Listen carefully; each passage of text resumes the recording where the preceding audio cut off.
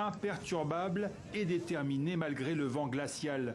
Pieds et poings liés, attachés à ses totems de fortune, il se prépare depuis des jours à la confrontation. Aucune surprise alors quand la police annonce ce mardi la fin de l'ultimatum. Nous allons dégager la voie maintenant, en utilisant la contrainte, mais sans violence. La police vous demande instamment de ne pas vous opposer à cette mesure. Combinaison blanche contre uniforme, l'évacuation de Lützenrath a commencé. Vous appelez ça une expulsion pacifique? C'est ridicule ce que vous faites. Vous n'avez pas honte? Depuis des mois, ce petit village allemand, en plein cœur de la Ruhr industrielle, est devenu le point de ralliement des opposants aux énergies fossiles.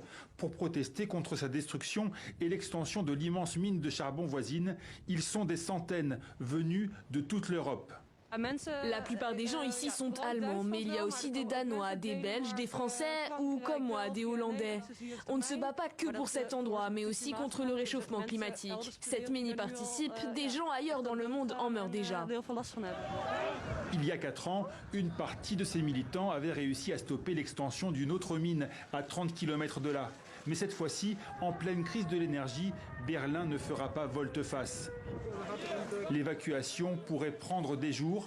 Une dernière manifestation dimanche a dégénéré et ces pavés stockés par les opposants laissent présager que la résistance ne sera pas que pacifique. Ils ont dit qu'ils allaient déployer plusieurs centaines de policiers, et des milliers même, je crois, avec des canons à eau, des chevaux et des chiens.